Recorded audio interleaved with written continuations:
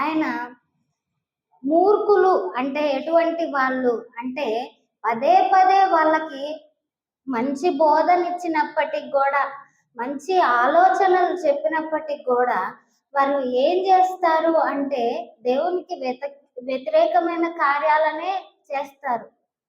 తమ మూర్ఖతతో తమ హృదయాలను కఠినపరుచుకుంటారు. అటువంటి ఆ మూర్ఖత గలవారిని ఒకసారి పిల్లలు మన మాట వినకపోతే, పదే పదే చెప్పినప్పటికీ మన మాట వినకపోతే మనం ఏం చేస్తాము? వాళ్ళను వదిలివేస్తాం కదా. అదే విధంగా ప్రభువు కూడా పదే పదే పిలిచినప్పటికీ కూడా వాళ్ళు దేవుని మాటను ఆలకించకపోతే ఆయన మౌనం వహించేస్తాడు. మాట వినని పిల్లలకు శ్రమ అని ప్రభు చెప్పాడు కదా. ఆ మాట వినని పిల్లలు ఎవరైతే ఉంటారో, మూర్ఖతతో నిండి దేవుని జ్ఞానాన్ని అనుసరించకుండా ఎవరైతే ఉంటారో వాళ్ళ ఎడల బాధపడుతూ వాళ్ళ మూర్ఖతకు తమని అప్పగిస్తాడు దేవుడు. శ్రమపడు వారిని నీవు రక్షించగలవు. ఆయన శ్రమపడు వారి ఎడల జాలిపడే దేవుడై ఉన్నాడు అని చెప్పి పరిశుద్ధ లేఖనాలు తేటపరుస్తుంది. ఆయన దురిగి నలిగిన హృదయాన్ని అలక్ష్యం చేయడంట. అదేవిధంగా శ్రమపడే వాళ్ళు, శ్రమలలో ఉన్న వాళ్ళు, ఆయన కూడా ఆ శ్రమల గుండానే నడిచాడు కనుక వాళ్ళకి సహాయము చేయుటకు ఆయన సమర్థుడు అని చెప్పి పరిశుద్ధ లేఖనాలు తెడపరుస్తున్నాయి. శ్రమపడు వారిని నీవు రక్షించదము, గర్విష్ఠులకు విరోధమై వారిని అణిచివేసేదవు. గర్వం అనేది దేవునికి ఇష్టం లేనిది. లూసిఫర్ ఎంతగానో గర్వించింది కనుక పడద్రోయబడింది. ఆ గర్వం అనేది ఆ లూసిఫర్ యొక్క లక్షణం కనుక అది దేవునికి ఇష్టం లేదు. దేవుడు ఎప్పుడు దీన మనస్కులను ఇష్టపడతాడని చెప్పి పరిశుద్ధ లేఖనాలు తేటపరుస్తున్నాయి. మనం ఎప్పుడు దీన మనస్సుతో, ఆయన ఎలాగో దీన మనస్సుతో ఉన్నాడో మనం కూడా దీన మనస్సుతో ఉండాలని ప్రభు కోరుకుంటున్నాడు. నా దీపము వెలిగించు వాడవు నీవే, నా దేవుడైన యెహోవా చీకటిని నాకు వెలుగుగా చేయును. ఆయన మన దీపమును వెలిగించువాడు. నరుని ఆత్మ యెహోవా పెట్టిన దీపము అని చెప్పి పరిశుద్ధ లేఖనాలు తేటపరుస్తున్నాయి. ఆయనంట చీకటిని కూడా వెలుగుగా చేయగలడంట. సృష్టిలో మొట్టమొదటిగా ఆయన ఏం చేశాడు అంటే గాఢాంధకారం కమ్ముకొని ఉన్నప్పుడు వెలుగు కలుగును గాక అన్నాడు. అటువంటిది మన జీవితాలలో మరణాంధకారం చుట్టుకున్నప్పుడు మరణం నుండి తప్పించువాడు ఆయనే. ఏదన్నా బాధలు వంటి చీకటి చుట్టుకున్నప్పుడు ఆ చీకటి నుండి విడిపించగలిగిన వాడు ఆయనే. మరియు మానవునికి కలిగే భయము ఏంటి అంటే పాపము నుండి వచ్చే జీతము మరణం. వాటి నుండి కేవలము తప్పించగలిగిన సమర్థుడు ఎవరు అంటే క్రీస్తు ఒక్కడే. ఆయన చీకటిని వెలుగుగా చేయగలడు, మనము వెలిగే జ్యోతుల వలె చేయగలడు. నీ సహాయం వలన నేను సైన్యమును జయింతును, నా దేవుని సహాయం వలన ప్రాకారమును దాటుదును. దేవుడు యథార్థవంతుడు, యెహోవా వాక్కు నిర్మలము. ఇక్కడ కీర్తనకారుడు చెప్తున్నాడు, నీ సహాయం వలన నేను సైన్యాన్ని జయించగలను. ఎంత గొప్ప సైన్యం వచ్చినప్పటికీ ఇక్కడ సైన్యము అనే పదము యూజ్ చేయబడింది. ఒక్కరో ఇద్దరో కాదు, నేను సైన్యం మొత్తాన్ని జయించగలను. అందులో 200 మంది ఉండొచ్చు, 300 మంది ఉండొచ్చు, 1000 కూడా ఉండవచ్చు. కానీ నీ సహాయము లేనిదే నేను దేన్ని జయించలేను. నీ సహాయం ఉంటే నేను సైన్యాన్ని కూడా ఒక్కడినే ఎదుర్కొని జయించ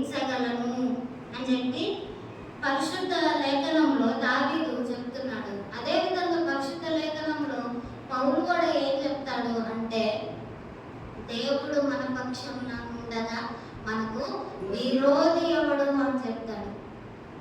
దేవుడు మన పక్షమై ఉంటే మనకు విరోధులు ఎవరు ఉండరు.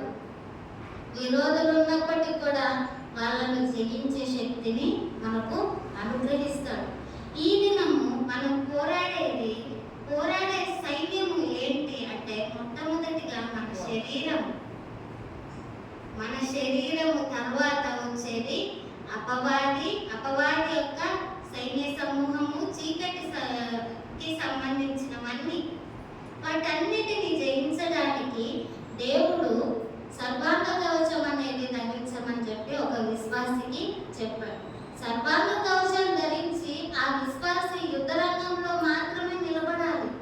యుద్ధము యెహోవాదని చెప్తున్నాడు, దేవుడే చేస్తానని చెప్తున్నాడు.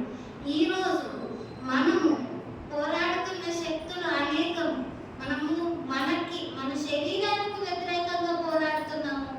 మన అపవాదికి, మన శరీరమే కాకుండా అపవాది యొక్క చీకటి సంబంధమైన ప్రతి శక్తులకు వ్యతిరేకంగా పోరాడుతున్నాము.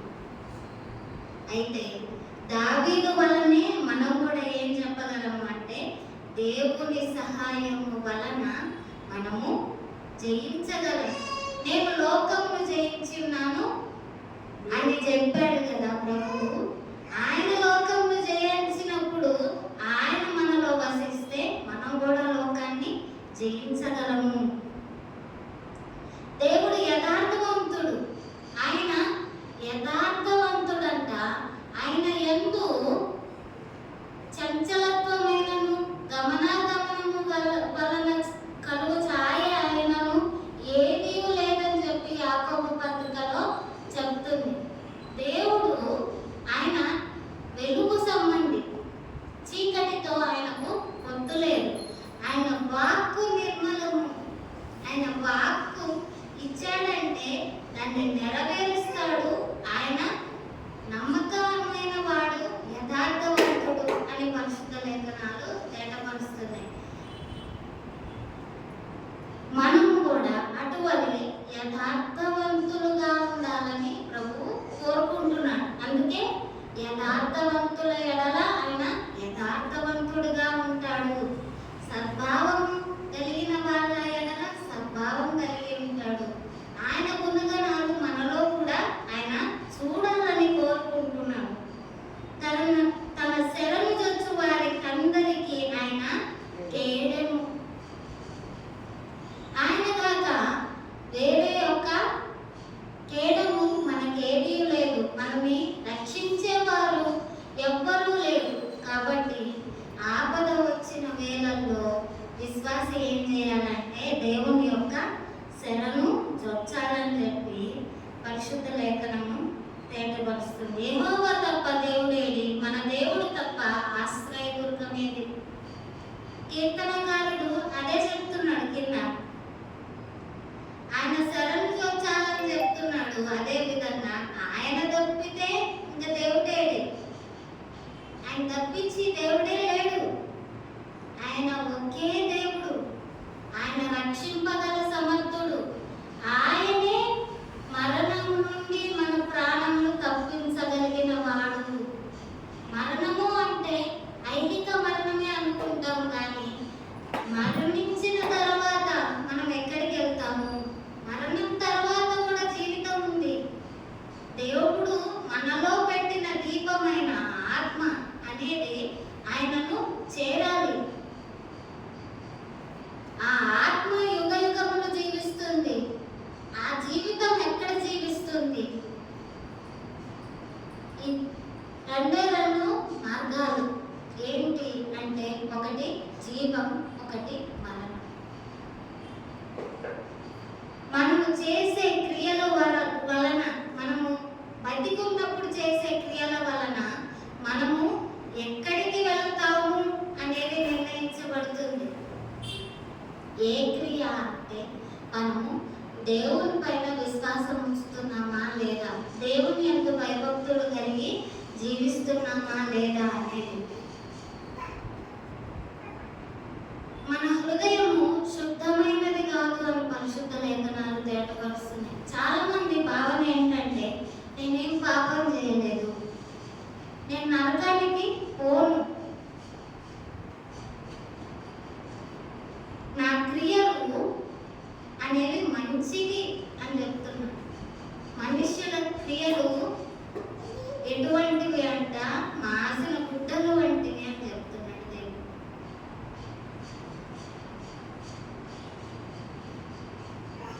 దేవుని యొక్క నీతిని పొందితేనే గాని మనం నీతిమంతులను కానేరమని పరిశుద్ధ వాక్యం చెప్తుంది. అప్పటికీ మనము దేవుణ్ణి ఆశ్రయించక ఇప్పటికీ దేవుని మనల్ని నిర్లక్ష్యం చేస్తే మనకు ఆశ్రయదుర్గం అనేదే ఉండదు. ఆశ్రయపురాన్ని మనము ఎప్పుడుకి చేరము అని పరిశుద్ధ వాక్యం చెప్తుంది. నాకు బలము ధరింపజేయువాడు ఆయనే, నన్ను యథార్థ మార్గమున నడిపించువాడు ఆయనే. మన బలహీనతలలో కూడా మనకి బలాన్ని అనుగ్రహించేవాడు ఒక్కడే.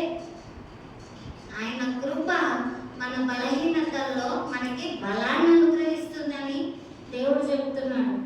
నా కృప నీకు చాలును అని చెప్తున్నాడు ప్రభు. ఆయన కృప వలనే మనము రక్షింపబడ్డాము.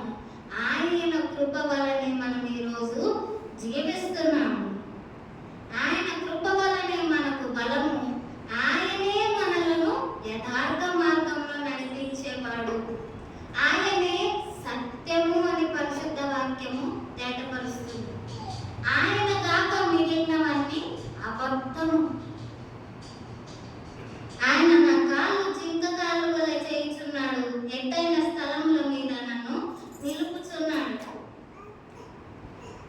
మనము క్రీస్తుని వెంబడించే కొలది ఆయన ఎత్తైన నిరీక్షణ కొండకు మనల్ని ఎక్కిస్తాడు.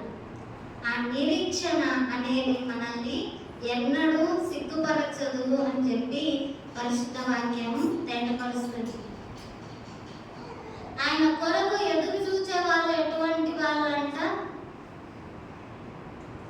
ఒక ఈగిల్ గాలి గమనం గురించి, క్రొత్త గాలి గమనం గురించి పక్షిరాజు ఎలాగో అయితే ఎదురు చూస్తుందో అటువంటి ఎదురు చూసి, ఆయన కొరకు ఎదురు చూసి నూతన బలంతో ఎగిరే వాళ్ళంగా మనం ఉంటామని చెప్పి పరిశుద్ధ వాక్యం తేటపరుస్తుంది. అంటే అంతటి బలాన్ని అనుగ్రహిస్తాడంట. పక్షిరాజు తన రెక్కల్ని ఆశ్రయించదు, గాలిని ఆశ్రయిస్తుంది. గాలి పరిశుద్ధాత్మ దేవునికి గుర్తుగా ఉంది. ఆ గాలిని మనము ఆశ్రయిస్తే, అంటే పరిశుద్ధాత్మ దేవుణ్ణి మనం ఆశ్రయిస్తే మన బలం అనేది నూతనత్వంతో నింపబడుతుంది. మనము బలహీనతతో ఉన్నప్పటికీ కూడా ఆయన కృప ద్వారా మనకి బలాన్ని అనుగ్రహిస్తాడు. ఈ పోరాటం మేము పోరాడలేనన్నప్పుడల్లా ఆయన చెయ్యి ఆదరిస్తుంది. ఆయన మనల్ని బలపరుస్తాడు. ఆయన నా పాదములకు చోటు విశాలపరిచి ఉన్నాడని చెప్పి ఇక్కడ రాయబడి ఉంది.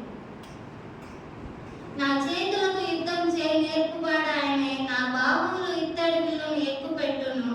నీ రక్షణ కేడము నీవు నాకు అందించుచున్నావు, నీ కుడి చేయి నన్ను ఆదుకొను, నీ సాత్వికం నన్ను గొప్ప చేసెను.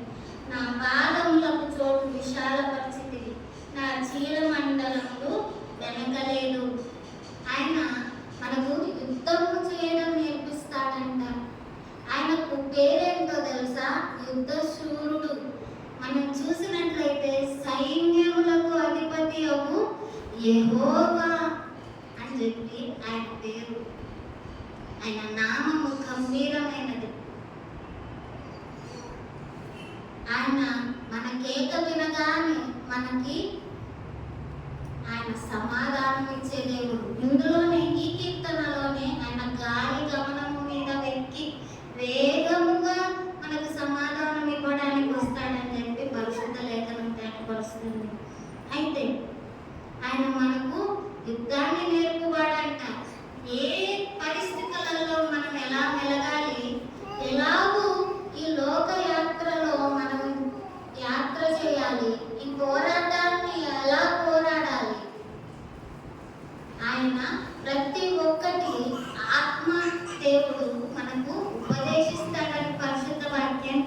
తెలియపరుస్తుంది. మనము ఆయన యొక్క ఉపదేశాన్ని అంగీకరిస్తే,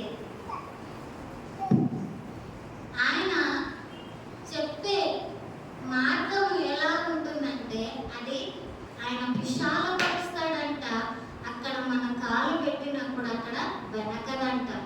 అటువంటి ప్రదేశాలలో మనల్ని నిలబెడతాడు, ఎత్తైన స్థలాలలో నిలబెడతాడని పరిశుద్ధ వాక్యము తెలియపరుస్తుంది. అంటే మనము ఎవరిని ఆశ్రయించాలని వాక్యం చెప్తుంది అంటే పరిశుద్ధమైన దేవుని మనం ఆశ్రయించాలని ఈ వాక్యం చెప్తుంది.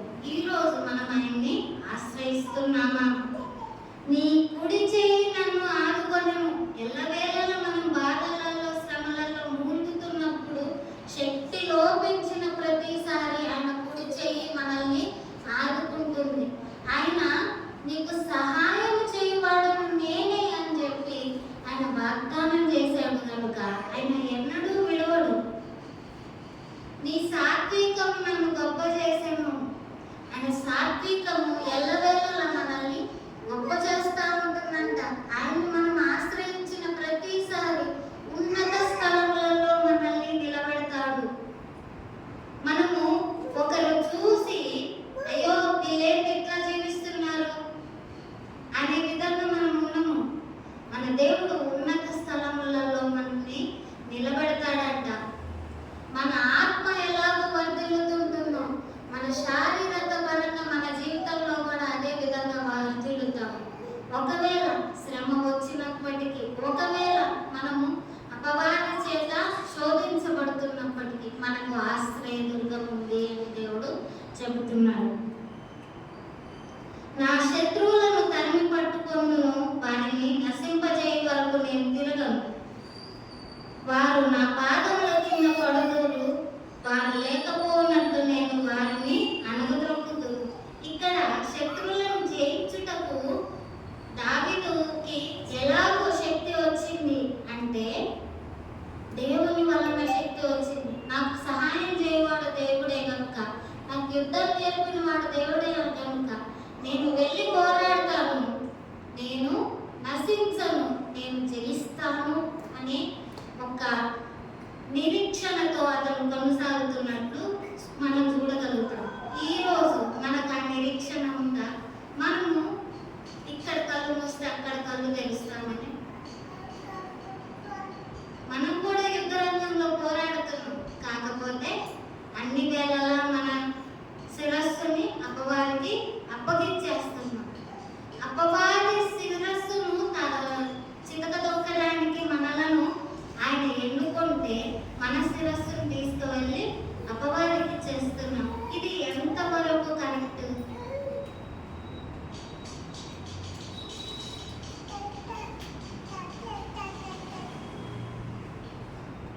యుద్ధమునకు నీవు నన్ను బలము ధరింపజేసితివి. నా మీదికి లేచిన వారిని నా క్రింద అణచివేసితివి. నా శత్రువులు వెనుకకు నీవు మల్ల చేసితివి. నన్ను ద్వేషించు వారిని నేను నిర్మూలం చేసితివి. ఇక్కడ జయించినట్లు, దావీదు జయించినట్లు రాయబడి ఉంది. ఎందు నిమిత్తము జయించాడు అంటే క్రీస్తుని బట్టి జయించాడు, దేవుని బట్టి జయించాడు. ఈరోజు మనం కూడా జయించే వారంగా ఉండాలని ప్రభు కోరుకుంటున్నాడు. వాళ్ళు దేవునికి మొరపెట్టారు అంట కానీ వాళ్ళ మొర అనేది ఆలకించబడలేదు అని పరిశుద్ధ లేఖనం తెలియపరుస్తుంది. ఎందుకు అంటే వాళ్ళు దేవుణ్ణి నమ్మిన వాళ్ళు కాదు, సంపూర్తిగా ఆశ్రయించిన వాళ్ళు కాదు. ప్రభుని నమ్మడము, ప్రభు మీద విశ్వాసం ఉంచడము అనేది రెండు వేర్వేరు ఆస్పెక్ట్స్. ఒకటి ఏంటి అంటే దయ్యాలు కూడా నమ్ముతున్నాయి అని దేవుడు అని, కాకపోతే దేవుడికి విరోధమైన కార్యాలు చేస్తుంది. విశ్వాసము అంటే ఆయనకి ఇష్టమైన క్రియ జరిగించడం. నేను నిన్ను ప్రేమిస్తున్నాను ప్రభువా అని చెబుతూ అదే విధంగా ఆయన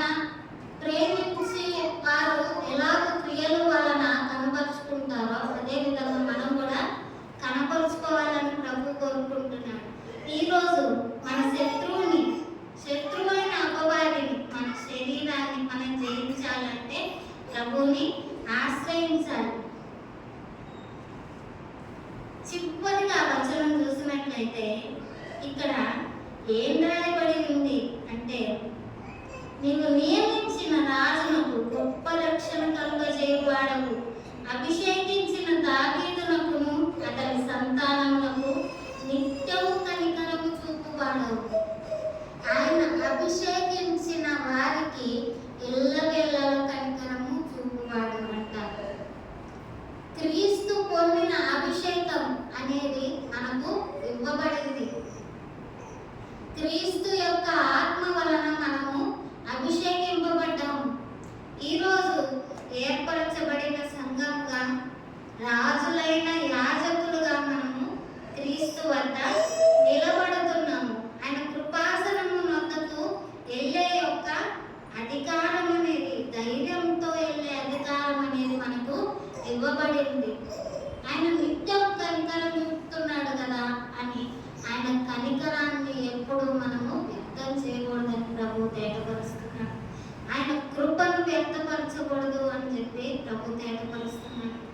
ఈరోజు మనము జయించువారిగా ఉండాలి, జయించే సంఘంగా మనం ఉండాలని చెప్పి ప్రభు కోరుకుంటున్నాడు. ఈ లోకాశలేమి, లోకాన్నేమి, శరీరాన్ని మన క్రీస్తుతో కూడా సిలువ వేయాలి. జీవించు వాళ్ళం మనం గాలిక క్రీస్తే మనలో జీవించుచున్నాడు. ఆయన యొక్క గుణగణాలను మనం కలిగి మనము శత్రువైన అపవాదిని ఎదిరించమనే వాక్యము రాయబడి ఉంది. అపవాదిని ఎదిరించుడి, ఎల్లవేళలా ఎదిరించుడి. మనము ఈరోజు ఎదిరిస్తున్నామో లేదో, తలొక్కుతున్నామో మనల్ని మనం పరీక్షించుకుందాం. దేవుని వాక్యములో, దేవుని సముఖంలో మనల్ని మనము పరిశీలన చేసుకొని సరిదిద్దుకుందాం. దేవుని వాక్యాన్ని దీవించుగాక.